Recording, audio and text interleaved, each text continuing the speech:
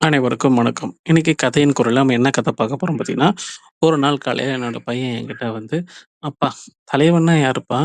ஆ லீடர்னா என்னப்பா? ஏன்னா எல்லாத்துலயும் நான் தலைவன்னு கேள்விப்படுறேன். ஸ்கூல்ல சொல்றாங்க, ஸ்போர்ட்ஸ்ல சொல்றாங்க, கிரிக்கெட்ல சொல்றாங்க, டிவில சொல்றாங்க, கட்சியில சொல்றாங்க. தலைவன்னா ஏன்ப்பா? ஏன்ப்பா ஒருத்தர மட்டும் தலைவன்னு சொல்றாங்க? மத்தவங்கள யாருமே சொல்ல மாட்டேங்கிறாங்க. 100 பேர் இருந்தாலும் அதுல ஒருத்தர தான் தலைவன்னு சொல்றாங்க. தலைவன்னா என்னப்பான்னு?" சொல்லிட்டு ஒரு கேள்வி கேட்டான். சரி நான் கண்டிப்பா உனக்கு அதுக்கு பதில் சொல்றேன்ப்பா. அதுக்கு முன்னாடி ஒரு சின்ன கதை சொல்றேன். அந்த கதைய நல்லா கேட்டுட்டு, நீயே முடிவு பண்ணிக்கோ யாரு தலைவன்னு சொல்லிட்டு சொன்னேன். ஒரு கிராமத்துல 2 பகுதி மக்கள் இருந்தாங்க. ஒண்ணு மலைக்கு மேல வாழ்றவங்க, இன்னொன்னு மலைக்கு கீழ வாழ்றவங்க. மலைக்கு மேல வாழ்றவங்களுக்கும், மலைக்கு கீழ வாழ்றவங்களுக்கும் 2 பேருக்கு இடையில எப்பொழுதுமே சண்டை இருந்துகிட்டு தான் இருந்துச்சு. மலைக்கு மேல இருக்கவங்க ஈஸியா கீழ வந்து, மலைக்கு கீழ இருக்கிறவங்க பொருளுங்கள அடிச்சு, உடைச்சிட்டு ஈஸியா மேல போயிடுவாங்க. ஆனா, மலைக்கு கீழ வாழும் மக்களால மலை மேல ஏற தெரியல. ஏன்னா, அவங்களுக்கு தேவை வந்து மலைக்கு சார்ந்து கிடையாது. மலைக்கு கீழ இருந்தனால அவங்க எத பத்தியும் கவலைப்படாம இருந்தாங்க. இந்த மாரி இருக்கும் சூழல்ல ஒரு நாள் வந்து மலைக்கு மேல இருக்கவங்க, மலைக்கு கீழ இருக்கிற ஒரு அம்மாவுடைய குழந்தைய தூக்கிட்டு போயிடுறாங்க. இத இவங்க மலைக்கு கீழ இருக்க மக்கள் தெரிஞ்சுக்கிட்டு, ஒரு குழுவா பேசி முடிவெடுக்குறாங்க. நாம வந்து எப்படியாவது வந்து போய் மலைக்கு மேல போயிட்டு, அந்த குழந்தைய காப்பாத்திட்டு வரணும். இது நம்ம கௌரவ குறைச்சல் அப்படின்னு சொல்லிட்டு முடிவெடுக்குறாங்க. முடிவெடுத்து ஒரு டீமா கிளம்புறாங்க. அந்த டீம்ல வந்து குறைஞ்சது ஒரு 10, 20 பேர் எடுத்துக்கிட்டு, ஒண்ணு சாப்பாடு செய்யறதுக்கு எல்லாத்துக்குமே தேவையான ஆட்கள்லாம் வந்து எடுத்துக்கிட்டு மலைக்கு மேல ஏற ஆரம்பிக்கிறாங்க. காலையில ஏற ஆரம்பிச்சாங்க. பொழுதாச்சு, மத்தியானம் ஆச்சு. மத்தியானம் ஆகியும் அவங்களால வந்து பாதி மலைய கூட ஏற முடியல. 1/4வாசி மலை கூட ஏற முடியலன்னு சொல்லலாம். அதுக்கப்புறம் பொழுதாச்சு.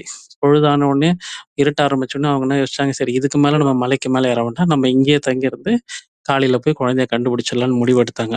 அதுக்குள்ளேயே வந்து தூரத்துல வந்து ஒரு அம்மா வந்து ஒரு குழந்தையோட கீழ போறத பார்க்குறாங்க.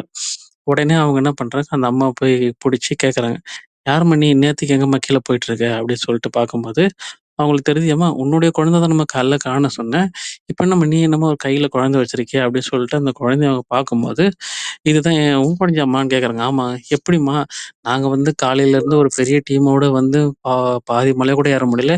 நீ என்னன்னா குழந்தைய கூட்டிட்டு கீழயே வந்துட்டியேம்மா, எப்படிம்மா உன்னால முடிஞ்சது?" அப்படின்னு கேட்டாங்க. அதுக்கு அந்த அம்மா சொன்னாங்க, "ரொம்ப சிம்பிளுங்க.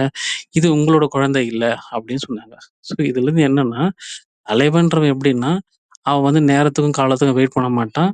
ஒவ்வொரு விஷயம் தன்னோட விஷயமா கருதி, அத முன்னிலை எடுத்துட்டு கொண்டு போவான். அவன் தான் தலைவன். அவன தான் தலைவன்னு சொல்லுவாங்க, லீடர் சொல்லுவாங்க.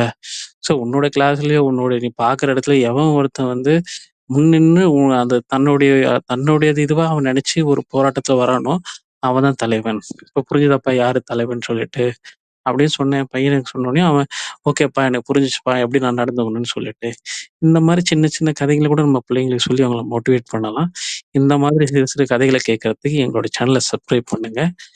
இது போன்ற வீடியோக்கள் நாங்க நெறைய போடுறதுக்கு நீங்க எங்கள சப்போர்ட் பண்ணணும். இத லைக் பண்ணுங்க. உங்க ஃப்ரெண்ட்ஸுக்கு ஷேர் பண்ணுங்க.